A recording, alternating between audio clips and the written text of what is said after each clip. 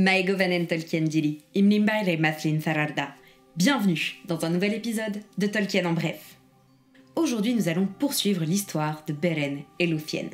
Nous allons retrouver nos deux tourtereaux enfin réunis, mais également Celegorm et Curufin, qui n'ont pas fini de faire entendre parler d'eux. Je vous encourage à d'abord regarder les autres vidéos intitulées Beren et Lúthien, étant donné que cet épisode est la suite directe des autres. Vous êtes prêts ? C'est parti !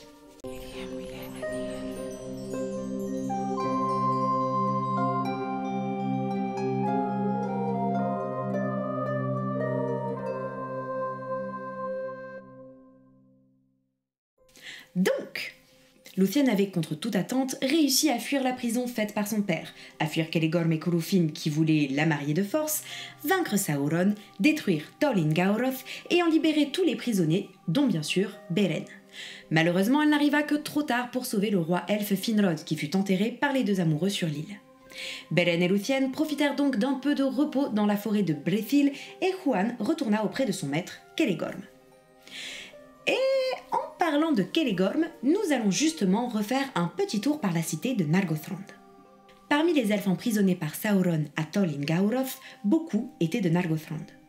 C'est donc tout naturellement qu'ils retournèrent là-bas une fois libérés.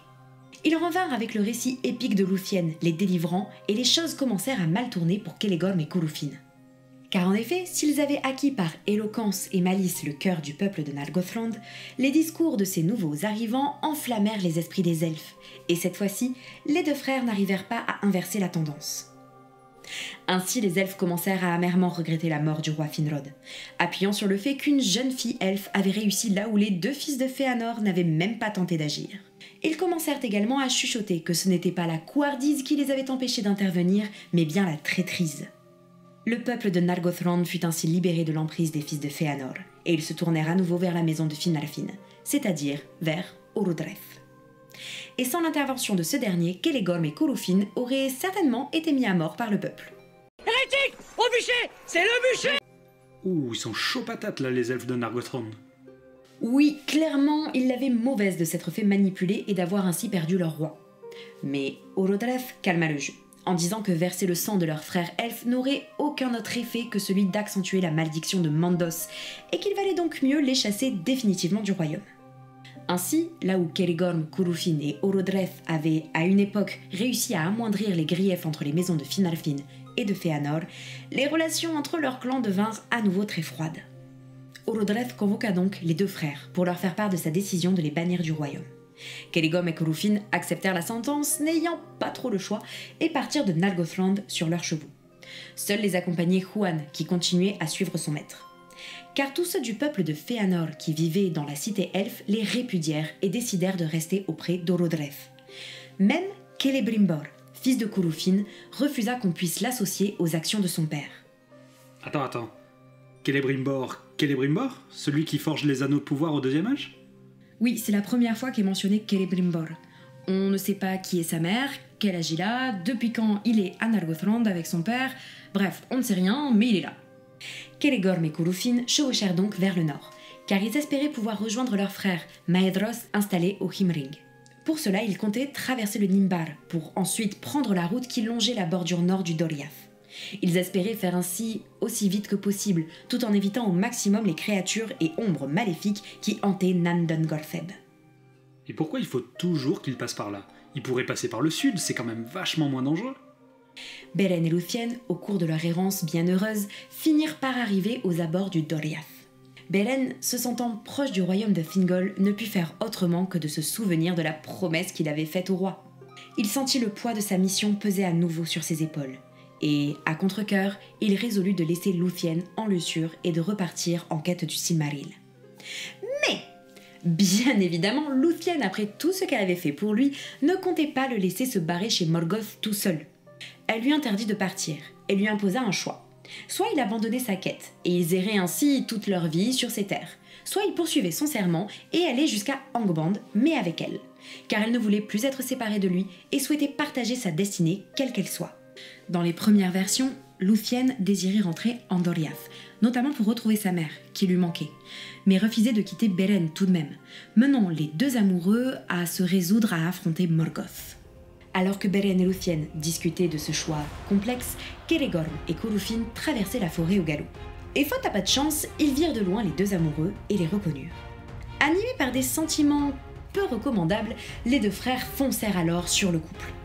Celegorm visa plus particulièrement Beren dans l'intention de le renverser.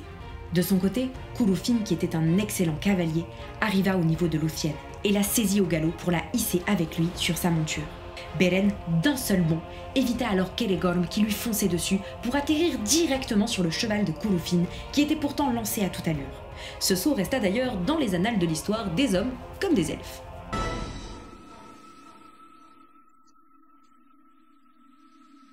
Profitant de l'effet de surprise, Beren, qui était désormais juste derrière Curufin, le saisit à la gorge et le renversa, les jetant tous deux à terre.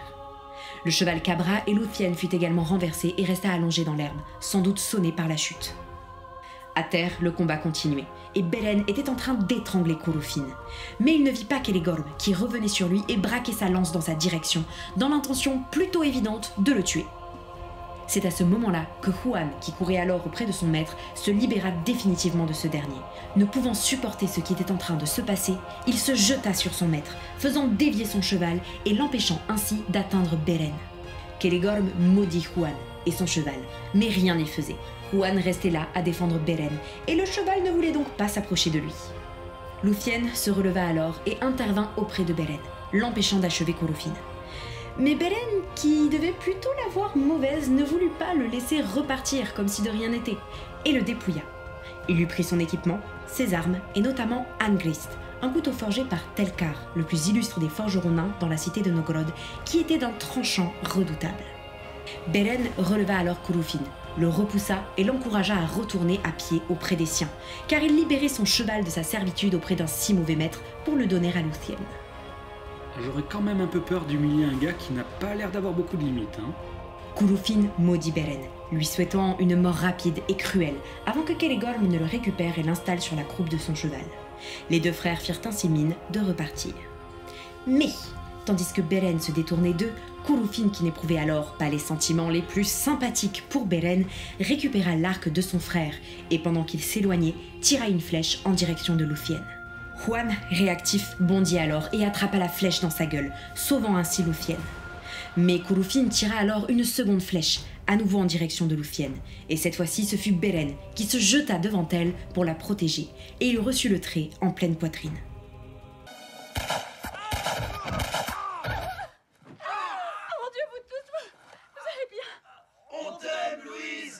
Juan poursuivit Curufin et Celegorm, les faisant fuir, car tous deux savaient de quoi il était capable et eurent peur de lui. Quand il revint, il rapporta des herbes à Lúthien, afin qu'elle essaie de guérir Beren. Car, soyons honnêtes, la flèche l'avait gravement blessé et il était dans un sale état. Elle étancha sa blessure et le soigna avec l'aide des plantes amenées par Juan, ainsi qu'avec des chants de guérison.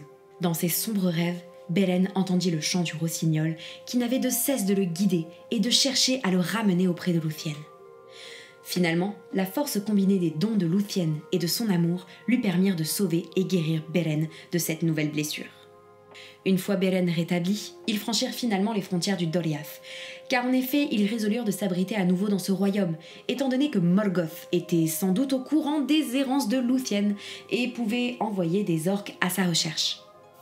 Sans compter tous les dangers qui pouvaient régner en Beleriand et dont la ceinture de Melian pouvait les protéger.